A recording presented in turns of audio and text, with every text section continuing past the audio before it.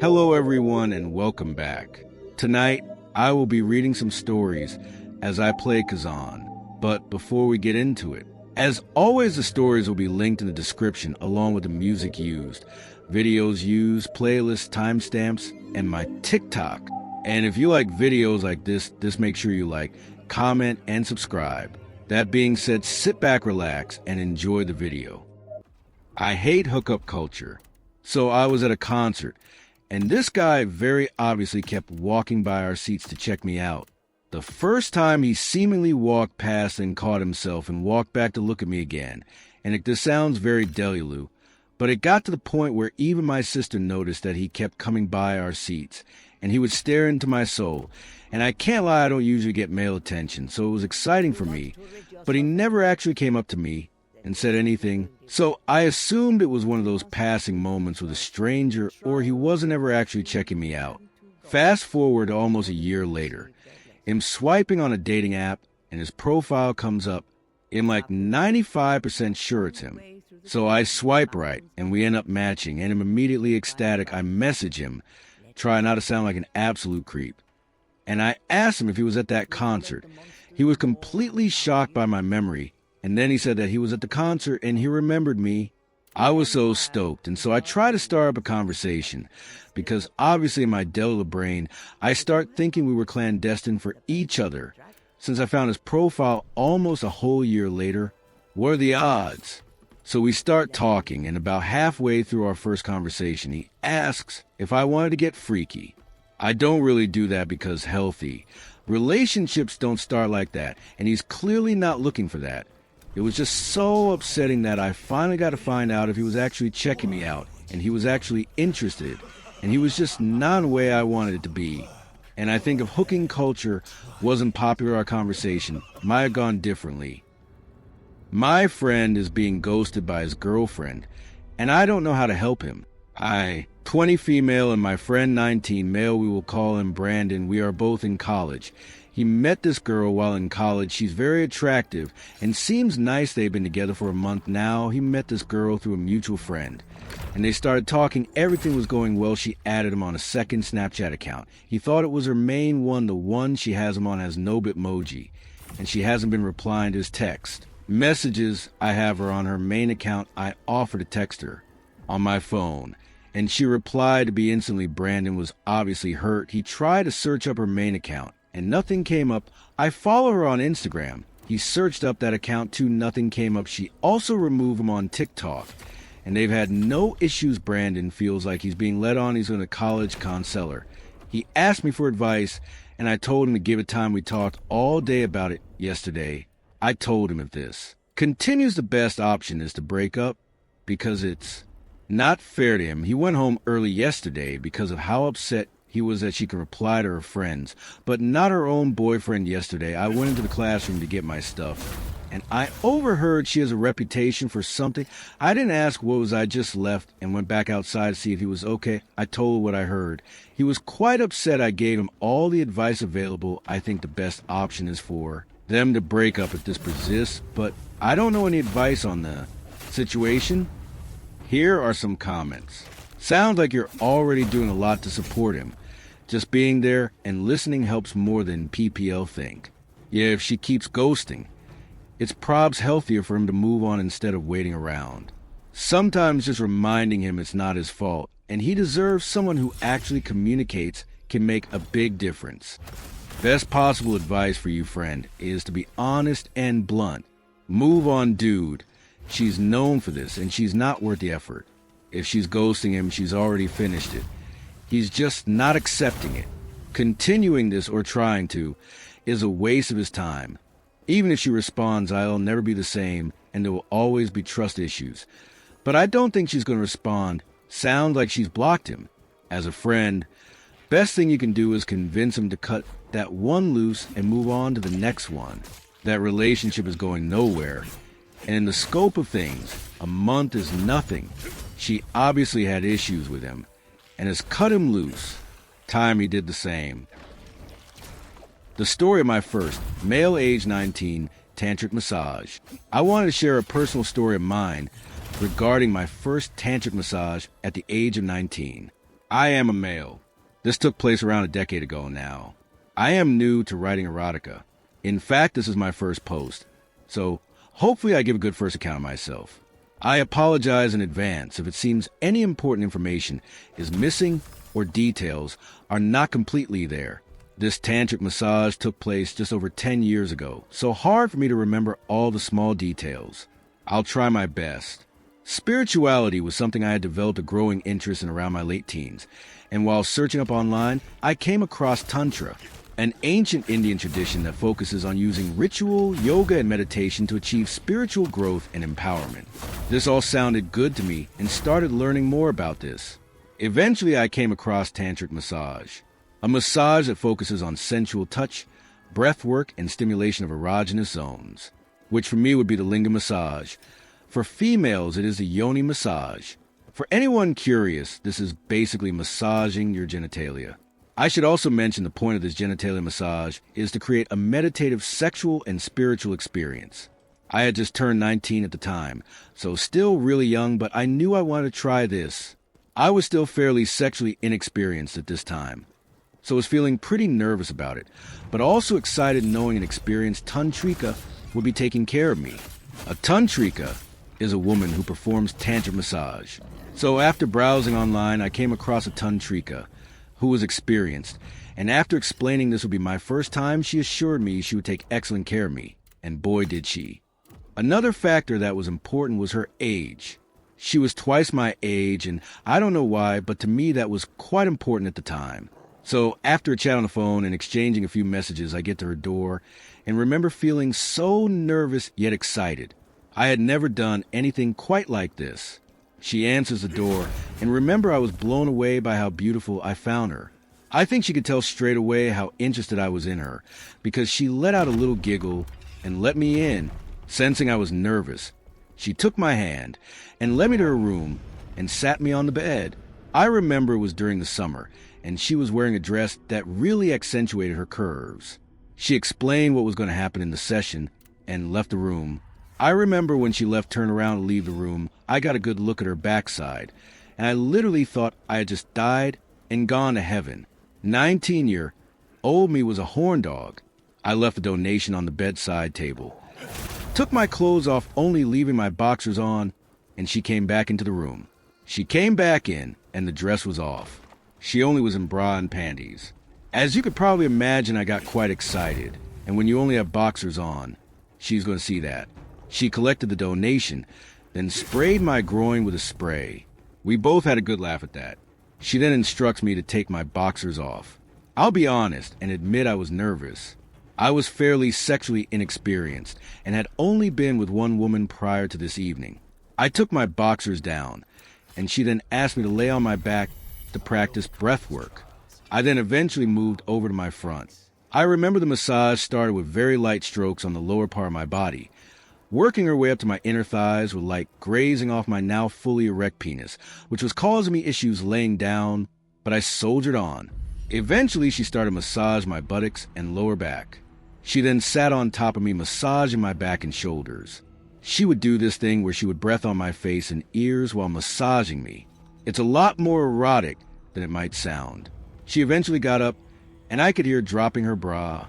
I couldn't resist and moved my head a little to take a peek. She then asked me to turn over. This is when the tantric massage really got good. I had a full, clear view of her naked body, and wow was I a happy boy in that moment. I was literally as erect as you could possibly be. In a tantric massage, you can't touch your masseuse, so I had to keep my hands by my side. I still remember her big grin at my erect cock. She would tease me as well. You know how I mentioned earlier how she would breath in my ear while massaging me? Well, she would do this thing where she sat on my legs and would put her head above my dick with her mouth wide, open, blowing slowly into it. I remember I tried sticking my dick in her mouth, hoping she would lower her head enough, but she always kept it high enough where I wouldn't be able to. She was such a tease, and she loved it.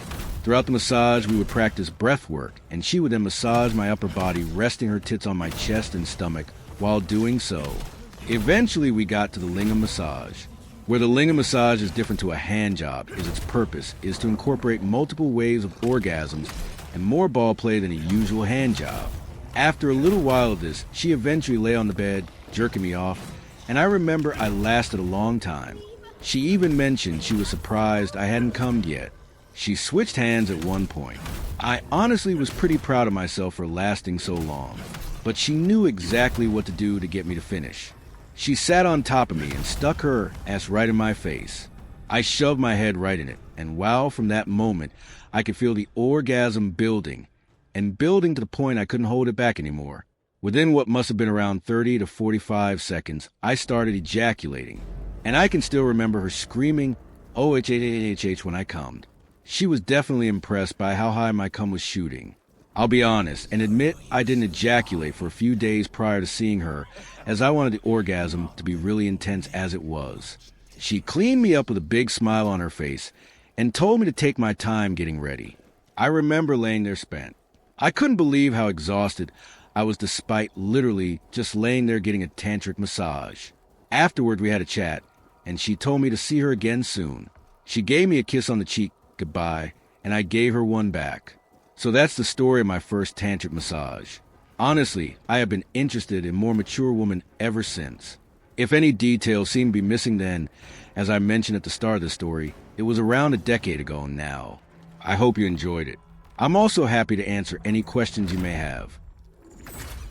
Seeing my wife's confidence blossom has been the greatest revelation of our marriage. My once curvy, slim wife has gained a substantial amount of weight over the last 2 years and had some fat transfer liposculpture surgery. It was without my knowledge at the time, which was a shock, I will admit, but she has never looked better. Finding out she did the surgery in secret was a huge shock to process at first. It was not just a physical change. It was realizing she had been carrying all that pressure to fix herself alone. When we finally sat down and talked through it, I made sure she knew she never had to hide stuff from me again. Seeing her finally exhale and embrace this much softer, heavier version of herself has been a total revelation for our marriage. I have always loved her no matter what she looks like, but now, damn, every time I look at her, I'm in awe. The way her body is filled out is incredible, and she has a, I know I look good, energy that was never there before. We were at the beach the other day, and she was rocking this bikini looking beautiful and radiant, and it was fascinating to see the shift in energy around her. Back when she was conventionally attracted, the attention felt expected. This time the looks were very different. You could see it in their expressions. They could not handle how much space she was taking up, or how much she was clearly enjoying herself. Watching them try to process her confidence while their husbands were clearly trying not to stare, funniest thing I have seen in years. My wife and I have always gone against the grain and have an anti-conformist streak in many aspects of our lives. So there's a part of us that does enjoy the fact that this is another aspect of her life where she's challenging the expectations and societal norms. Honestly, our chemistry has never been higher. The best part is how she responds to my attention now. She used to shy away, but now she leans into it. She knows I am constantly finding excuses to be near her, and she loves the power she has over me. In my town, all the defective kids are sent to the Rainbow Factory. Talking to parents is probably my least favorite part of being a teacher. It's the moment when I realize that some of the worst people imaginable are raising these kids. That's exactly what I'm thinking when I look into Seth's mother's eyes and tell her that her son is suspected to have autism. Her pupils widen slightly, like she's trying to process the words but refuses to accept them. Seth Wilder sits next to her silently. He's a quiet kid, a good kid who excels in creative writing, but cannot seem to get his head wrapped around math equations and social interaction. He doodles on his desk and gets bullied for liking Demon Slayer, which is normal for a 12-year-old kid. Excuse me? Seth's mother leans across my desk. So close a globule of saliva hits me in the cheek. I wince. Seth ducks his head further, embarrassed. I can't stop staring at the number marked onto the back of his arm. 30 HD. I'm sorry. Did you just tell me my face that my child is defective? I smile, swiping at my face. Mrs. Wilder, I think you might be misinterpreting. Don't put words in my mouth. She shrieks. You said my child was defective. Mrs. Wilder, I raise my voice over her incessant screeching. Autism is not a fault with your child. His brain just works differently. Seth is an incredibly creative and wonderful kid. He's excelling in creative writing and math. His mom demands. I shake my head, a shiver creeping down my spine. I'm losing her. I squeeze my eyes shut. Mrs. Wilder, there's a lot of support offered for children with autism. I don't care. Mrs. Wilder says. What are his math scores? I maintain my smile, my jaw aching. If I don't choose my words carefully, I'm fucked. Math. I exhale a breath. Seth is pale, sweating. He can't sit still, his eyes glued to his lap. His mother doesn't notice. She doesn't reach out to comfort him. She doesn't even look at him. Her eyes are wide as she glares at me, thinking exactly like the other parents. If her son is not the top of the class, making her the best parent, then he is useless. Well, math isn't Seth's strongest subject, but I can assure you he is getting better. I've heard enough, she says in finality. Her eyes terrify me. The woman's mind is made up. Come on, Seth. Mrs. Wilder jumps to her feet, dragging the boy with her. We're leaving. Mrs. Wilder. I jump to my feet, my heart lodged in my throat. I'm not supposed to do this. I could lose my fucking job. Intervening in a parent's decision could get me thrown in jail. But the words spill out anyway. I would be happy to adopt your son. I say, my voice trembling. I don't even realize I'm pleading until I'm on my knees in front of her. Please, I choke out. I'll give you $3,000. The woman's expression contorts, lips curling in satisfaction. I can tell she's thinking about it, weighing her options. $1 million. She says, that's my final offer. Mrs. Wilder grabs her son's wrist. I have an extended warranty anyway. If I return him before he turns 18, I get my money back. And if I use their biodegradable option, I even get a discount. $5,000. I grit out. I'm on a teacher's salary. Mrs. Wilder. She leaves my office with a spluttering sound, and I'm left on my knees, my heart splintering. I know what happens when parents like her leave my office. So I stand up on wobbling legs, and I run. I run until I can't breathe, until my lungs scream at me to stop. Mrs. Wilder. I follow her all the way to her car, and she ignores me, slamming the door shut. I'll give you everything I have.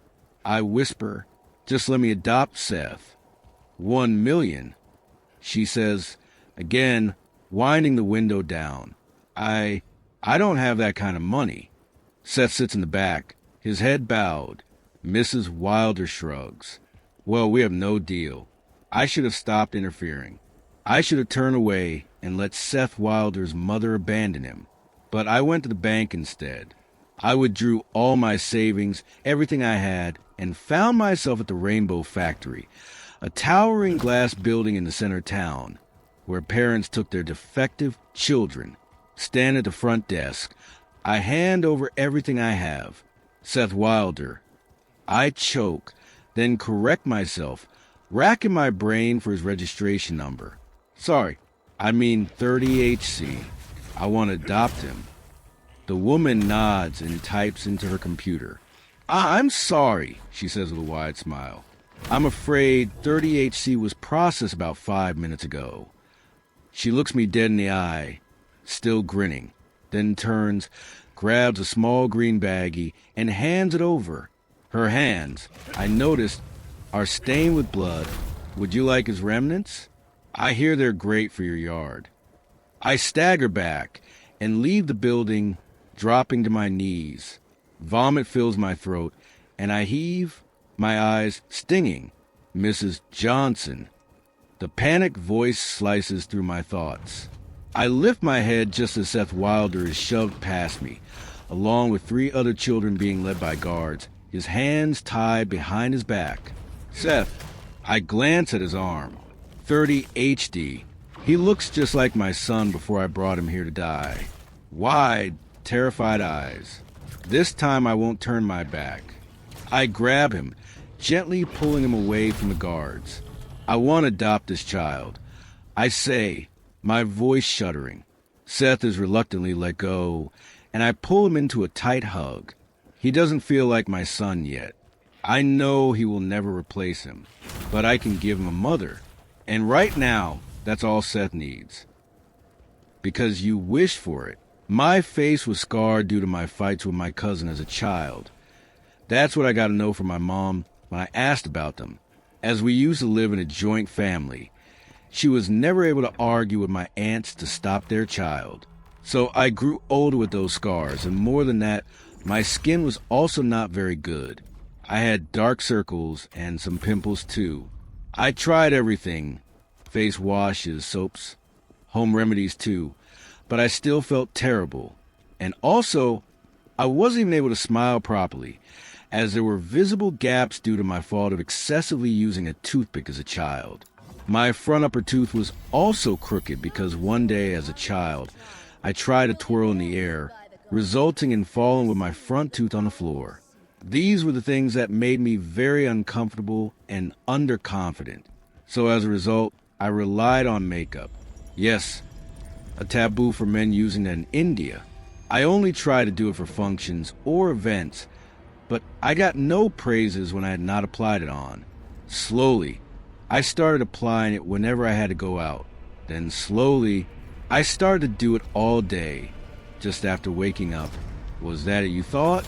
But no, I used to sleep with that on my face. Those creams, those foundations, those lovely lipsticks. Like how an artist made his art. I used to make mine, trying to turn this ugly face into a face of a model. By that time, I became so good at it. But it was not good for my mom. She used to shout, "You are a man. You don't need to use those. Your face will become more spoiled than you feel it is now." Her voice day by day started increasing. I used to shut my ears with my hands to stop her voice. One day she caught me taking Haldy for a bath. After I came out, she scolded me a lot. But the next day, when my friends came to meet me, she teased me in front of them. Oh, the shame. So much shame I experienced. And anger was born inside me, and it kept growing day by day. My friends forgot about that, but her scolding did not stop. One day, in that dark, moonless night, I got my chance, and while she was cooking, I took a cooker and struck it on her head. Even though I felt sad seeing her dead body, I couldn't get caught, so I buried her away. When I came home after doing the unspeakable, there was silence in my home. I felt sad, but I knew this feeling would go away, and eventually, after some time, I would become happy. I applied my makeup and went back to sleep. The next morning, when I woke up, my skin looked brighter and the scars had disappeared. A miracle, I thought. I went out for my college, but just after coming out, I could feel the fresh air, a new morning, with every footstep. People were looking at me. I felt like a god on earth. My friends' reactions were nothing less than amazement. "How do you look like that? What are you using?" they asked. I laughed. Girls who used to pass by me weren't able to hold themselves back and took another look. "Look at that handsome man." I heard from the crowd. That day was the best of my life. When I returned home from the heavens, I felt correct in making that decision. But the next day was weird. My sight was on men all day. I felt a strange attraction to my friend. He was looking handsome to me. My eyes kept falling on his body, on his lips. Those scents of their bodies stayed in my breath. The next day, when I woke up, I found blood on my pants. When I removed them, my private parts had changed. I stripped and found that my body hair was gone. My chest was loose and somewhat grown, and I was also having a period. Is this my mom's curse? I thought, no. I would leave this place and start my life somewhere else as a woman. I told myself. I went up to the mirror and, seeing my reflection, I said to myself, I still look beautiful. I didn't go out that day. I booked my tickets for the next night and, as usual, applied my makeup and went to bed. Tears filled my eyes as I thought, if only I had been born beautiful. If only my face had been clear. If only I never needed makeup. My mother would still be alive. I fell asleep with tears in my eyes. But the next day, I screamed at my reflection. This was definitely her doing. My face looked ugly, my lips and skin uneven. I was looking fat. My teeth were crooked and had gaps again. My hair had become thin, and there were many scars and acne on my face. I looked more ugly than I had as a man. Time passed, and it was now evening. I still looked ugly, but I thought of using makeup as I still had to go. I was packing my bag when, in that chaos, I heard utensil clinking noises, knife cutting sounds coming from the kitchen. I froze. Is there a thief? I thought. Hesitantly and carefully, I went inside, and what I saw that was more disturbing than any thief could ever be. My mom was there, alive and dead. It had been a week since I buried her. She looked like she had come out from her grave. Insects were present all over her body, on her face, coming out of her nose and crawling over her eyes. She had started to decay, and the horrible smell, it was unbelievable. I was sweating and frozen in fear. She noticed me and said, "Hey, my son, why do you look like you just saw a ghost?" She laughed. "I will not stop you from doing makeup. You could do it all day." "How are you here?" I asked in disbelief. "Because you wish for it," she said, while her cheerful eyes turned into a squinting, dreadful look. "You and me, my dear, are the only things that remain. My wife is the most beautiful thing to ever exist in this vast universe. I met her 23 years ago, some buddies, and I had decided to go to a park. We went and threw a football around, and while one of them threw it to me, that's when she caught my eye. Asterisk thwack. Josh, dude, my sister can catch better than that. The ball struck me in the side of the head, throwing me off balance. Well, she probably got that arm from all the handies she gives out." I turned back to my future wife, and the way the sun brushed her sweet brown hair told me, that's my wife. So I took my shot and I trudged across the field. When I finally reached her, she slowly lowered her book while glancing at me with a side eye. I don't do this much, but, well, I think you're beautiful." And I told myself I don't think I would be able to ever live with myself if I didn't come over here, I said while stumbling over my words. She looked at me and cocked a slight smile. "Oh, this is flattering, but I'm a lesbian," she said slowly, widening her smile. "I am so sorry, I didn't realize," I said. I was heavily embarrassed and started to back away. "No way you actually believe that," she said with a snort. Her laugh never changed after that, from our wedding to the simple movies we would watch together. But her cries were very similar to the laugh. She would take big inhales before she cried. Thankfully, I only heard it a few times, for every time it killed me a little more. Once at her father's funeral, twice when we found out she couldn't carry a child, and then now, when we found out her diagnosis.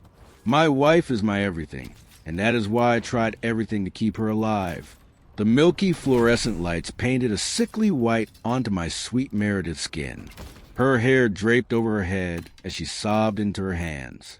The doctor, whose voice might as well have been the voice of death, told us it was Alzheimer's disease, and she had very little time left before it completely took her away from me. He then left the room, saying he'll give us time to think about whether I wanted her in a home or if I could take care of her. "I'm so sorry. I'm a burden. I've caused you more pain than happiness in this marriage," she mumbled, leaning into me. "You've never been a burden to me. I love you so much. This is just a bump in the road that we can easily fix." I'll find something like I always do, I said, pulling her closer with a tremble in my voice and tears that came with it. No, you need to put me in that home. You won't have time for me, she said, wrapping her arms around me like I was a floaty in the wretched sea of the moment. We won't have to worry about that because you'll be fine before you know it, I said, squeezing her. Okay. You promise you won't let this destroy you, she said, looking up at me, wiping her hair away from her face. I promise. I lied. When we arrived home, we both slowly stumbled into the house, each step taking life away from our once colorful home. The light from the sun dully lit our living room up, keeping the rest of the house in the same dullness. Why don't you go draw yourself a bath, and I'll get started on dinner, I said, kissing her forehead. She walked away without saying another word, only tears. I then walked into the kitchen and began making her favorite meal, which I heavily disagreed with, but I knew it would make her happy, breakfast for dinner. As I made it, the smells of her bath and meal clashed, giving the house a sickly sweet scent. As night began to fall, I waited at the dinner table for her, aimlessly scrolling through medical websites, trying to find something, anything, that was close to a cure or someone who had made one. I was ready to sell everything. When she came down for dinner, she still had the same glow from the first day I met her, but it was followed by a looming sense of dread. That night, while she was sleeping, I stayed up searching everywhere on the internet, trying to find experimental treatments for Alzheimer's. For the next few weeks, I tried treatments from other religions, things that most doctors would advise against. But in the moment, I didn't care. There was nothing that was going to keep me from saving her. Her condition was also worsening. She started to forget that she hadn't eaten that day or hadn't taken a shower. And every time she caught herself forgetting, she would break down. I tried to keep the light in the house, but darkness kept seeping through the cracks. The night we had gotten into our second argument ever was over me taking the dog out. Our dog died 6 years ago, and I kept having to explain that to her. That was the first night I didn't try to fix things, for she would forget it by the next day. So I continued my effort to find a cure, but this time something caught my eye. This drug cures any disease, from cancer to the common cold. The hazy yellow and blue ad had a man with a comically large grin, holding the pill bottle with a thumbs up. The bright yellow Order Now button was highlighted blue when my cursor hovered over it. I realized it was probably to scam me and take my money, but I didn't care. I clicked it and typed my information into the website with the same color scheme as the ad. When I was finished typing my address, credit card, and email, I clicked order, and it said it would take only a few hours to get here. Once I woke up the next morning, the sun was leaking through the blinds, filling the corners. The cold, stale air was shared between our lungs. I walked to the front door and opened it to a small brown box, sitting there with a sticker of the smiling man on it. His pasty white smile glared at me as I picked the box up and brought it into the house. When I walked back in, she was standing in the living room staring at me. "What? Where did you get those?" she said. Her yellow teeth glared past her lips. "It's going to make you better." "I think it can, at least." I sat down on the couch, opened the box, and took out a small translucent black pill bottle. The instructions on the side said 1 pill per day by mouth. I dumped a small white pill into my palm. "Let's go into the kitchen and get you a glass of water. I need to see you take it," I said, taking her hand and moving into the kitchen. I grabbed a cup and filled it with water from the sink. She took the cup and the pill soon after. The results were almost instantaneous. By the next day, I wasn't having to give her water or remind her to shower or brush her teeth. It was just like she had done all these past weeks. Her presence wasn't filled with cries, but the familiar laughter I had grown accustomed to. She remembered her favorite books, and we were able to watch our shows again, without me having to catch her up every time. She wasn't the woman that I loved a few years ago. She was the woman I had been loving for all these years. We then got back into our normal groove. She would usually bake something once or twice a week, depending on how long it would take us to get through it. This morning, she got up before me and made her way downstairs. When I woke up, I heard the clattering of pots and pans, so I made my way down there to help. The stairs groaned, making the house feel whole again. The shadows in the corners were dimmer than they were before, and the sun lit the place up more than I had ever remembered.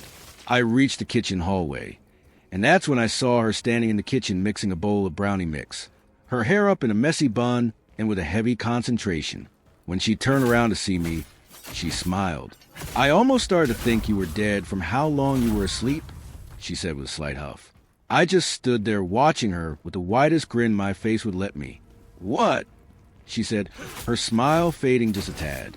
"You are the most beautiful woman I have ever laid my eyes on," I said, leaning on the wall. "I'm just surprised you were able to fall in love with me since I'm a lesbian," she said with her snorting laugh. I slowly walked into the kitchen and stood beside her, looking out the window.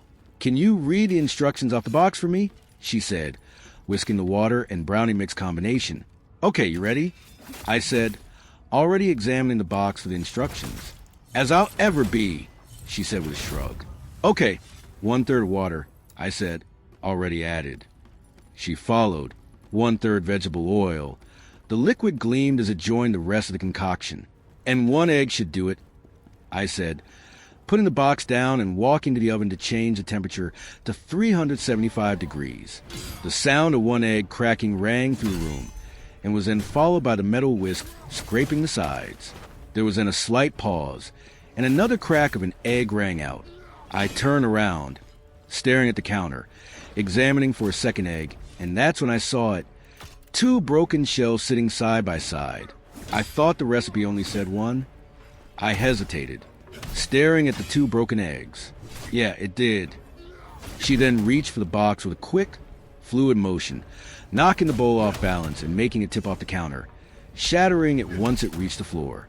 The glass careened across the sunlit floor, sliding to my feet just short of them. "Damn it," she whispered under her breath, stepping back from the glass and taking deep inhales. Her hands began to shake as she backed into the wall. "It's okay. Just go lie down on the couch, and I'll get this cleaned up," I said with a smile while grabbing a broom and dustpan. "Okay," she whispered, holding her head in her hands as she walked into the living room, carefully trying to step over the glass. Once I heard her sit down and throw a random movie on, I began to clean the floor, but I stopped myself and glanced at the box. It had a small PNG of an egg, and underneath it said, 1 egg. Once I finished cleaning the mess, I walked into the living room and saw her sitting there, taking deep inhales and sobbing. I sat next to her and put my arms around her. It's okay. I'll go run to the store and get some more mix. You just wait here and relax," I said, comforting her. "Okay," she said with a deep sigh. I slowly let go and stood up, walking toward the front door, grabbing my jacket and sliding my shoes on. "I'll be back soon. No more of that crying stuff either, because if you do that, I might cry, and no one wants to see this ugly mug cry," I said, trying to brighten the mood. "I'll definitely try," she said, her laugh mixed with her cry. Going to the store didn't take me long. I usually get in and get out. When I finally arrived home, it was just after noon. The leaves cast beautiful shadows on the house with bits of piercing light. I unlocked the door and stepped inside, immediately noticing her spot on the couch was empty. I moved further into the heart of the home, and that's when I saw her. She stood in the hallway between the kitchen and the living room, and she cocked her head at me with a smile of confusion, like someone you've forgotten says hi to you. "Well, I see you want to watch me cry," I said, chuckling, expecting her snort laugh to follow. But her face began to twist into fear, and emotion I can't describe followed suit. "How did you get in here?" she said, slowly stepping out of the hallway. "What were you talking about?" I said with a worried voice. "I'm sorry you have the wrong house. I don't know who you are." Her voice rose and began to shake. I walked toward her with open arms. "Honey, it's me, your husband," I said, trying to calm her. She took long steps back toward the dining table. When she reached the table, she grabbed one of the plates off it and raised it into the air. "Get away from me," she screamed, fear emanating from her voice. I started to close the distance between us. She threw the plate at me, and it exploded when it made contact with me, causing multiple cuts all over my face. "Please stop." I pleaded. I kept advancing toward her. She walked backward, keeping her soft brown eyes on me. When we finally reached the living room, she put her hands on my chest, shoving me back. "Stop! I won't say it again," she screamed and took a step back. I didn't listen, and she hit me. Her punch collided with the side of my head, making it ring. I stumbled a few feet, trying to keep myself stable, and that's when she shoved me again. I fell backward onto our coffee table. When I made contact with it, it shattered below me, sending glass flying into my back and the surrounding area. She then began to hit me with all her might, not caring where her hits landed. "Please stop. Remember me. Please. For the love of God, remember me," I said, raising my hands in a cowering position. The blows continued striking wherever her wild limbs could hit. Every hit began to blend into the next, but the pain that hit my heart was losing my wife was 10 times worse than the physical pain could be. "Meredith, please. I can't lose you again," I said, my voice barely able to make the words out. Once I said that, the hits began to slow and then stop, and tears began to come from her instead of screams. "I'm sorry, my dear. I am so sorry," she wailed, wrapping her arms around me. The broken glass on the floor dug into her skin. I began to sit up, and I held her in my arms as we both sobbed. The light had left the house again. That night, I made dinner and poured each of us a glass of wine. The yellow lights above barely kept the place illuminated. The bandages on her sickly, beautiful skin were stained red with a mix of the yellow light. We sat in silence while we ate until she broke it. "Do you remember our first date?" she said, looking down at her plate with her hair covering her face. "Yeah, it went horribly wrong because everywhere was closed for 4th of July," I said while grabbing her hand. "Do you know what saved it all? And made me fall in love with you on that day?" she said, raising her head and turning toward me, her tears no longer clear. "It was that you took me to your apartment and made me mac and cheese with hot dogs because you didn't know how to make anything nicer," she said, her lip barely able to not shake. "I was never much of a cook until I met you," I said, tears falling from my eyes. "It was that you tried. You really tried to make me happy. And the way I need you to make me feel happy now is to let me go. Let me go to sleep and forget you. Let me wake up tomorrow in a hospital room. This is when I need you to stop trying." She sobbed. My hand began to sweat. "No, I won't do that. I will try everything to get you back to the old you. Maybe, I don't know. All we need to do is up the dosage on the pills. Or maybe the doctor had some treatment he wasn't telling us about," I said in a panicked tone. "The bottle explicitly says once a day," she said, pulling the bottle out of her pocket and placing it onto the table. I reached over and grabbed it, examined the bottle over and over, looking for any fine print. "Please just try it once, because your condition worsened. So doesn't that call for a higher dosage?" I said, placing it back on the table. "But what if it doesn't work?" she said, looking at the bottle. "I know it will." I lied. A feeling made my chest tighten, screaming for me to change my mind, but I didn't.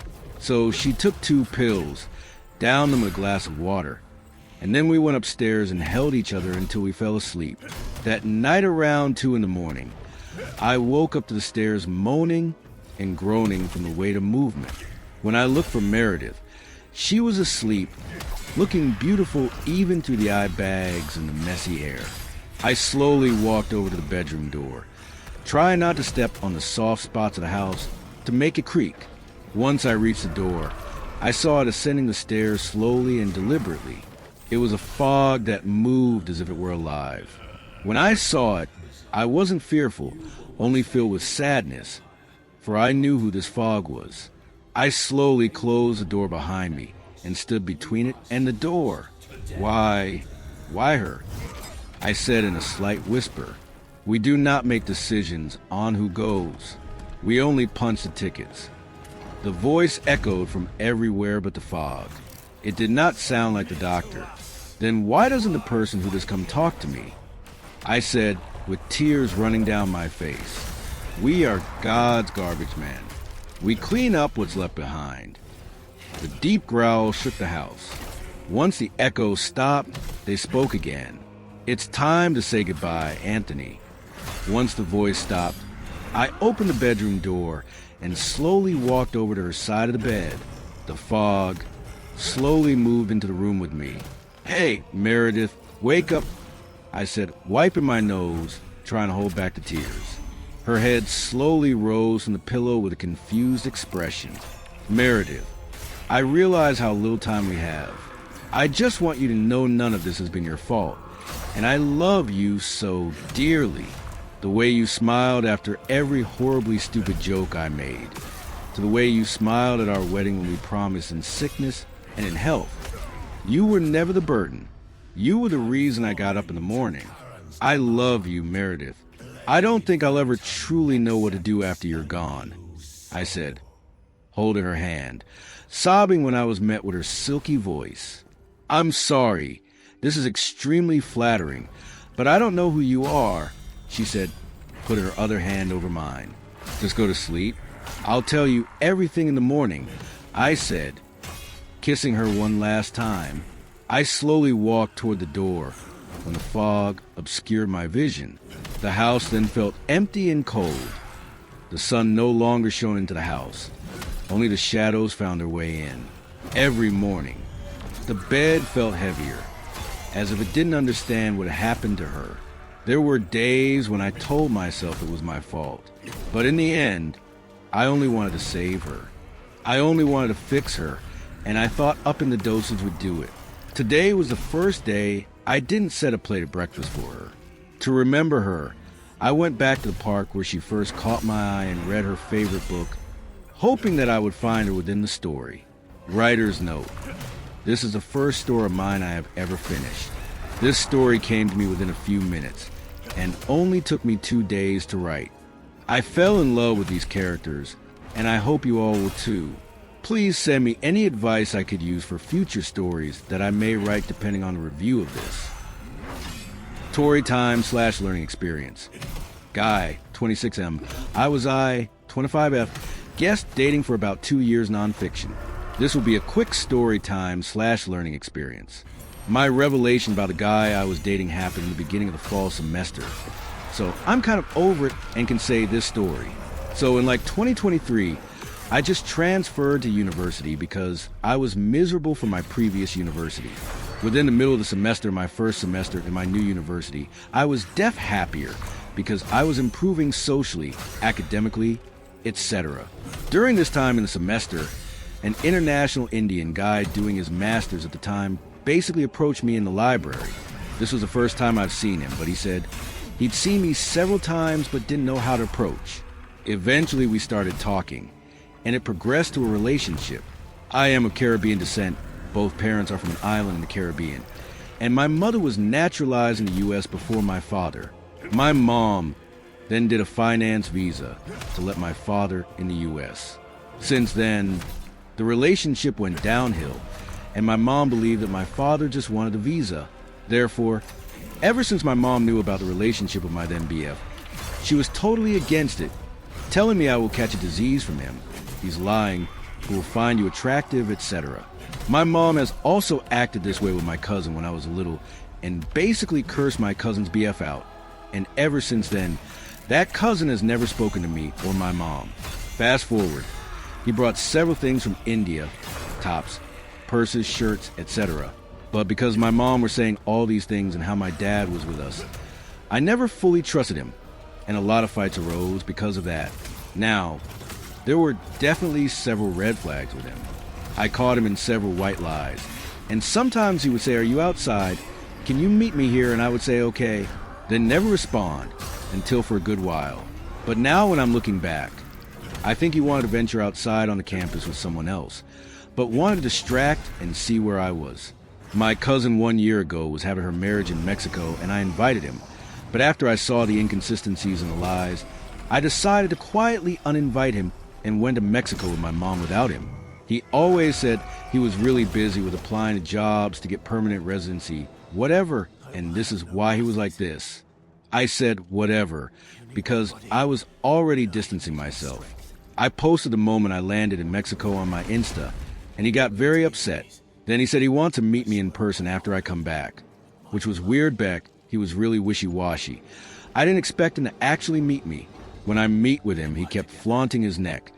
So much so, he took off his jacket. Mind you, this was in November of last year, 2024. It was getting cold. Eventually, I saw a red rash like hickey. And then I was like, is that a hickey? And he said no.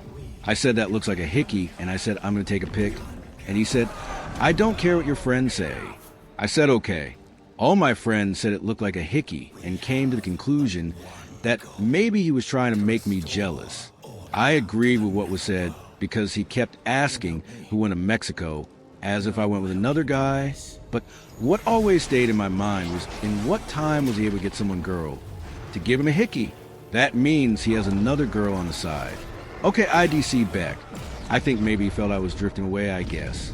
During this time also, he came from India with another shirt, and at that time I didn't have the envy to take the top from him. So ever since that Mexico thing, I stopped talking to him, and he wasn't that persistent in trying to revive the relationship. It was as if he knew what he did and accepted it. Now, in the beginning of this past summer, there's an airplane that went down in India, and I felt it was odd not to ask him how he was back. He used to fly back and forth from India to America.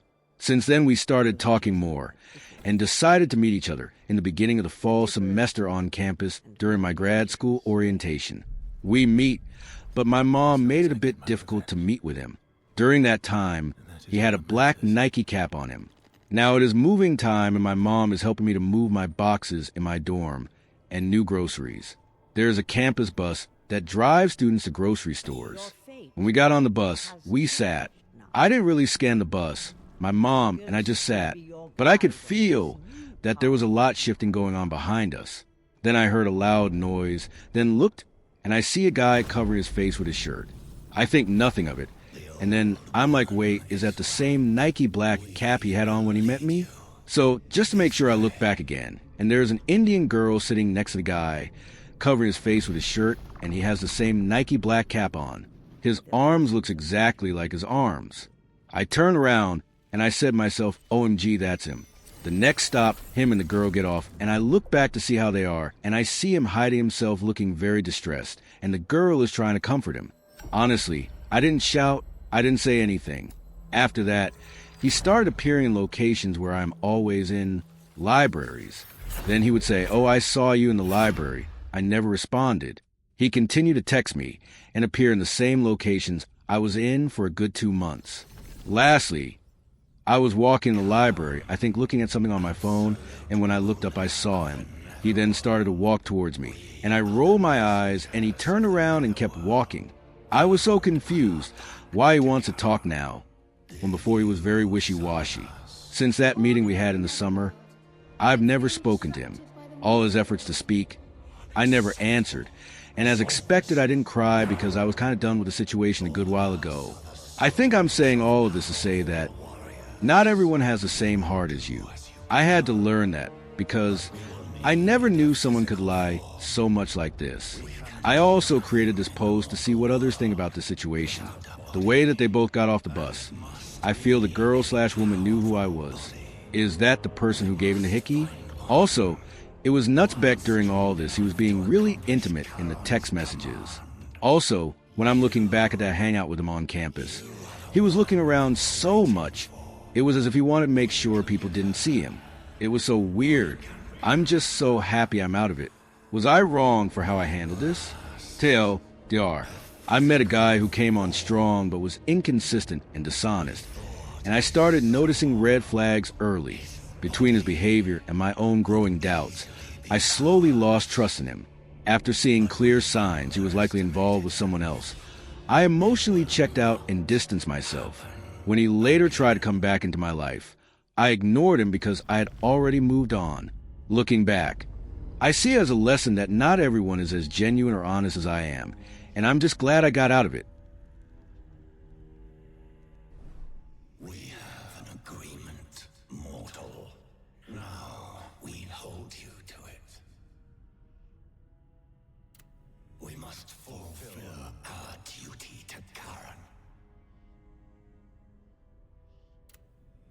need to go to the Ember's temple. The spectral portal will take us there. Netherworld energy is seeping out from the temple. We must find the cause of this.